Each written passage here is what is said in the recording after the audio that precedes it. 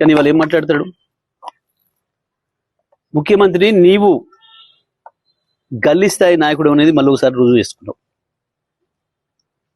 నిజమే, మాకు రాదా భాష?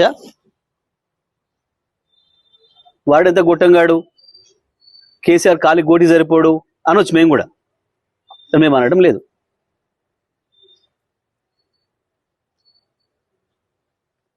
నువ్వు రండవు, నువ్వు కొజ్జవని కూడా అనొచ్చు, మేము అనడం లేదు. మాకు విజ్ఞత ఉంది.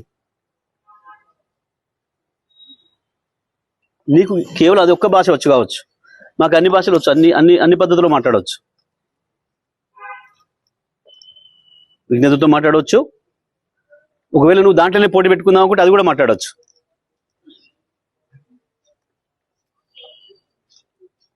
ఎందుకు వస్తుంది? రండలు మాట్లాడే భాష అది. ఇతరులు చావు కోరుకోవడం అనేది రండగాలు చేసే పని, కొట్టాడేటోడు చేసే పని కాదు.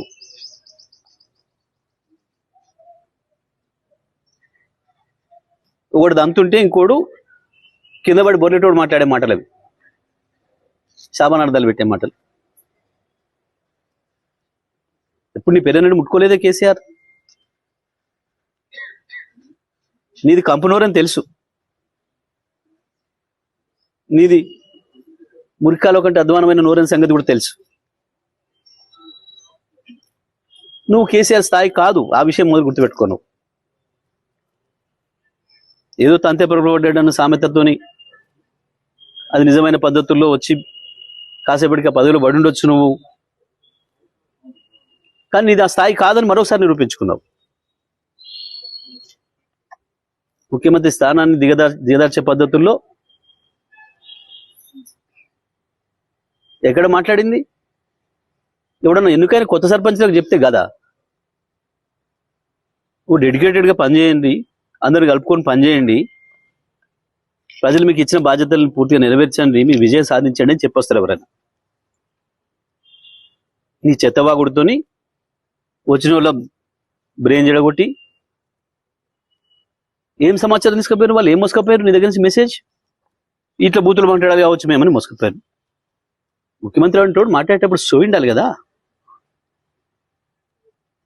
ఒకటి మాత్రం వాస్తవం రేవంత్, కేసీఆర్ని ఏదో ఈ రాయి కట్టుకొని నిలబడసావు, ఆ రాయి కట్టుకొని నిలబడసావు అని మాట్లాడుతున్నావు కదా. ఒక్కటి వాస్తవం నేను చెప్తున్నా, సాధారణ ఎన్నికలు వచ్చిన మరుక్షణమే ప్రజలు నువ్వు ఎక్కడ రోడ్డు మీద కనపడ్డా తప్పకుండా బండరాలు నీకు గట్టి హుసేన్ సాగర్లోనో మూసిలోనో పడేస్తారు.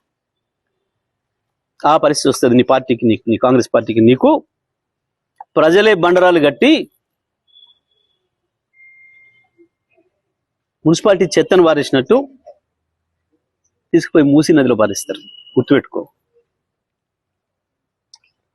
కేవలం సబ్జెక్ట్ లేక, కేసీఆర్ చెప్పిన వాటికి ఆన్సర్ చెప్పలేక, సమాధానం చెప్పలేక, దొరికిన దొంగలాగా దాని నుంచి పక్కదారి పట్టించడానికి ప్రజల్ని ఇటువంటి బూతు మాటలు ఎత్తుకుంటున్నాడు. చూడలేదా ప్రజలు? కోట్లాది మంది ప్రజలు చూసిండ్రు. ఎక్కడికక్కడ టీవీలకు అతుక్కపోయి ప్రయాణాలు చేసే వాళ్ళు కూడా సెల్ ఫోన్లలో చూసుకుంటూ పోయినారు.